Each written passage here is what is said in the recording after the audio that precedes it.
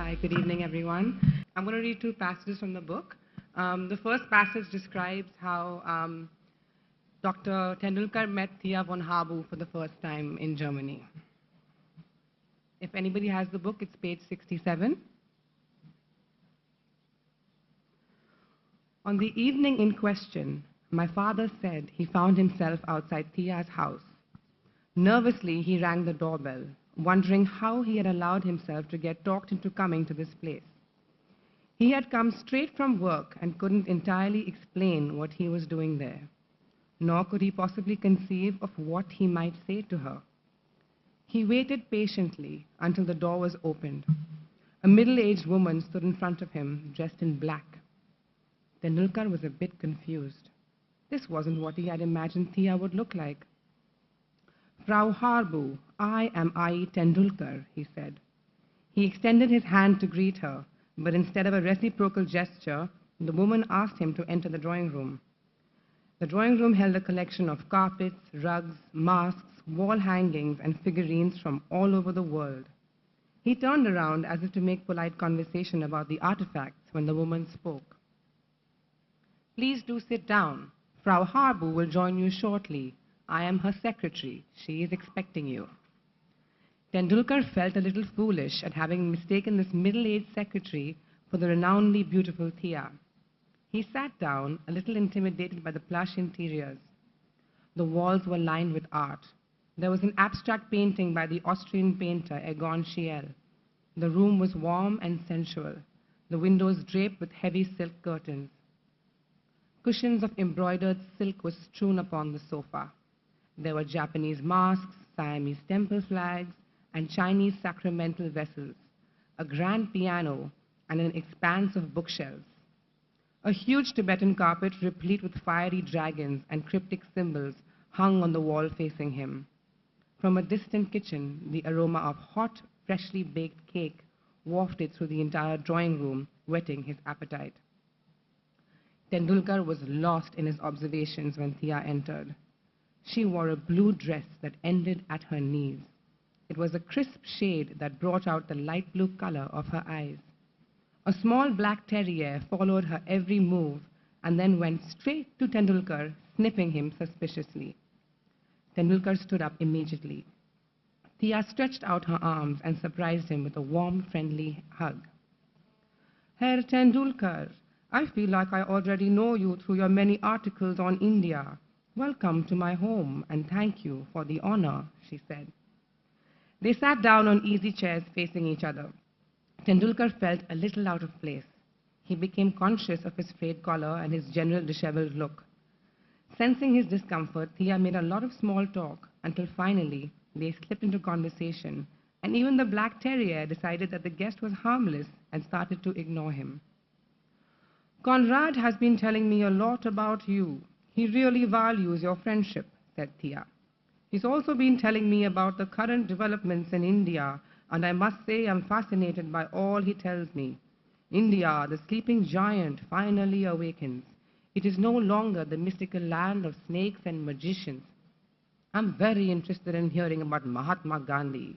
I know you must think that we Germans are hard-hearted and only believe in force. But that isn't true. There are many of us who want peace and harmony, who respect Gandhi's philosophy of non-violence. We are prepared to learn from the East if we can. Tell me, Herr Tendulkar, have you met or interviewed Gandhi?"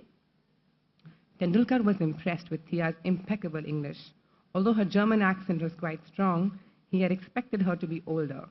But she appeared to be in her mid-40s, and her enthusiasm was infectious. He had never met anyone quite like her. She had a feminine charm, but he was drawn to, yet she was empathic in her views and thoughts. Her steel blue eyes soaked in everything, every tiny detail, and he could sense her nervous energy. He was seduced by her elegance and her aura. "It's a long story, Frau Harbou. I'm surprised that you're even interested in hearing it," he said. "Of course I'm interested. It has been my wish to visit your country one day. I have been so fascinated with India ever since I was a girl. But I must insist that you do not call me Frau Harbou. Call me Thea, like your friend Conrad does," she said.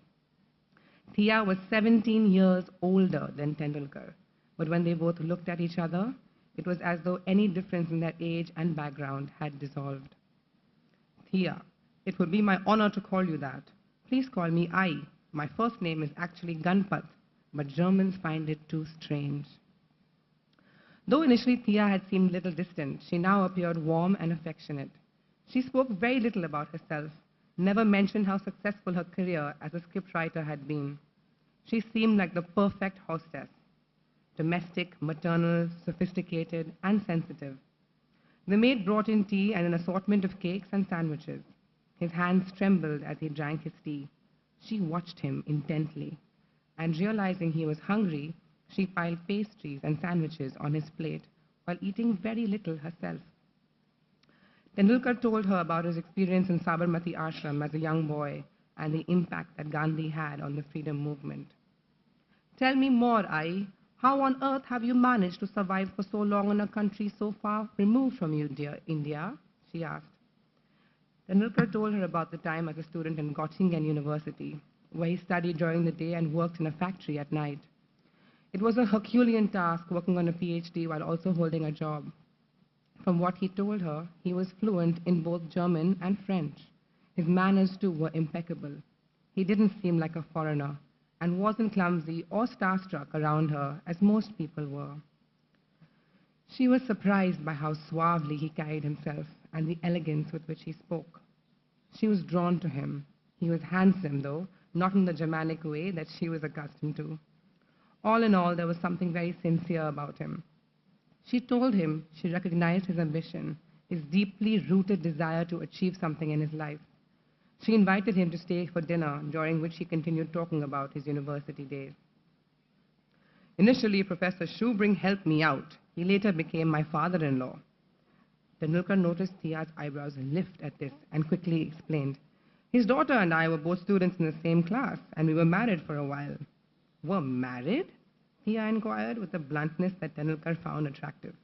Yes, Thea, were, he continued. Her father, Professor Schubring, was a wonderful teacher to me and gave me tremendous support. Time passed quickly for the two of them. She made him feel so at ease, listening and making him share his experiences. Even her dog Pumpernickel lay curled on his lap, fast asleep.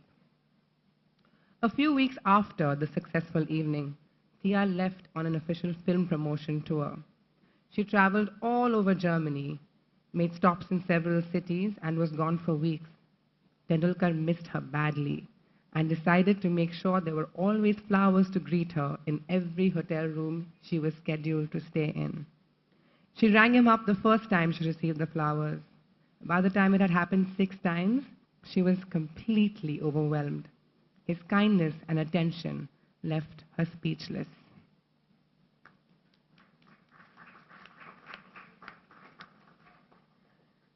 And the next passage I'm going to read is my favorite. It's when wife number 3 and wife number 4 meet and live together. Wife number 4 happening to be my grandmother. Okay. Finally, the plane landed at Frankfurt, signaling the end of the long journey. As the doors of the aircraft opened, I was met with a burst of cold air that penetrated every single pore of my body. I was not accustomed to the cold European winters. Even Michigan had not felt this icy. As I entered the arrival hall at the airport, I saw Thea von Harbou waiting for me. She stood with a board that had my name on it, but I would have recognized her anyway. She was just as I imagined her, distinguished and aloof. And as I went up to her, she smiled and embraced me warmly. Welcome to Germany, Indumati. Thank you, Thai, I replied, meeting the elder woman's eyes briefly before lifting the baby up for her to look at. Ah, I see his father in him, Thea remarked. I was touched by Thea's warmth. Although we both belong to completely different backgrounds, we seemed to have struck an instant bond with each other. Surprisingly, what could have been a potential conflict of interest between us, the fact that we loved the same man, became the thread that bound us together. Thea had a maid to cook and clean the house and hired a nanny to look after my baby. Within a few days, we had slipped into a routine and both felt very much at home. I had been looking forward to trying out Western clothes again. Thea had a few fancy blouses and coats tailored for me, but wanted to see me in saris. She was fascinated by the manner in which the sari was draped. She would often make me wear my sari in front of her just so she could watch in fascination. Thea had a huge collection of artifacts, especially from Asian countries, and loved the crafts of the Orient.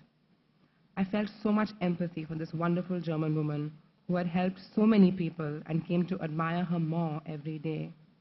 I was happy to be with her for the time being, knowing I would be home after a while. Thea's bedroom had a big photograph of Tendulkar on the wall across from the bed. Each time she would walk by the photograph, she would stroke the surface with her fingers and say, "Mein Liebling." Initially, I thought that Thea was trying to provoke me, but then I began to notice how her face would light up when she said this. I realized that what Thea was doing was almost performing a small ritual of stroking the photograph of the man she loved. It didn't make a difference to her that someone was watching her and that someone was me, the wife of the man whose picture graced her wall. Thea continued to take up job assignments in films like dubbing voiceovers from English to German. She was often invited for meetings and to speak at film appreciation workshops. I accompanied her a few times and would sit quietly and listen attentively. I was amazed by the body of work that Thea had amassed throughout her life. It seemed to me that she must have published at least 100 novels and written scripts for at least 30 films, but Thea rarely spoke about this. One day, while still with her, I felt violently ill. I vomited several times and had an acute pain in my abdomen. "Indu, I think you are pregnant," Thea teased me. "This time you will have a daughter. You have to promise me that if you have a daughter, you will name her after me." Feebly, I promised I would. I was, however, in too much pain to think clearly. As the hours passed, I felt worse and worse. Finally, Thea realized that my condition was not to be taken lightly. She rushed me to the hospital where it was determined that instead of being pregnant, as Thea had hoped, I was suffering from acute appendicitis and had to have immediate surgery. Whenever I received a letter from my husband, I would give it to Thea and ask her to open it first. I had really started seeing Thea as an older sister, and I wanted to include her in everything. Thea read my letters with much excitement. We would get into animated discussions on India and Tendulkar, which would carry on late into the night. Thea wanted to hear about Gandhi and his campaigns and how he had led the struggle for freedom. She wanted to know about Tendulkar's life in prison. I was not the only one who told stories. Thea shared with me anecdotes about the Tendulkar boys. She told me the story of Lohenda Lotus, the novel she had written in 1942, during which time she had a grip on contemporary India. Through her close interactions with the three Tendulkar brothers and with the other students, she was able to understand the various issues that affected India. She had begun to understand some of the complexities of the caste system, child marriage, the dowry system, the plight of widows, and particularly the plight of child widows. And this was what inspired her to write the book. The two of us were from totally different backgrounds, and yet we had grown to appreciate and respect each other. Whatever apprehensions we both had about meeting each other had vanished. Tendulkar formed the crux of our bond. Yet, after spending so much time talking to each other and sharing our experiences, we both realized that Tendulkar himself was like an enigma. We knew him so well, yet neither she nor I fully understood him. Once, I remember distinctly, I saw her lost in thought and said to her, "Thea, why don't you go to India and visit Ayi? I will stay back in your house in Berlin and look after your pets, Schönheit and Pumpernickel." "No, my dear, you don't know what you are saying. It is your duty to stay at the side of your husband, work with him, and nurture his dreams. The dreams are more important than anything else. I too have a dream of Tendulkar building industries in India and leading the country to prosperity. He has a great vision and the tenacity to achieve what he wants to. Indu, don't worry if the going is tough. Remember, he has lived for many years in the West. I was with him when he was much younger. and I have seen how women throw themselves at him. My dear, life will not be easy. I understand that you are noble and generous and have suffered with him, and I know he will never let you down.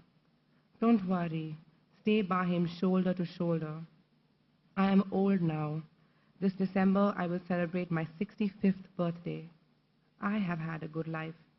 I have been successful and have met wonderful people. Don't worry about me, my dear. She was smiling as she said this. She had come so close to the Indian people and had realized their suffering and their courage. She did not want her fantasy of India to be destroyed. I understood that she would never leave Germany. She knew that for her, India would always remain a dream. Thank you.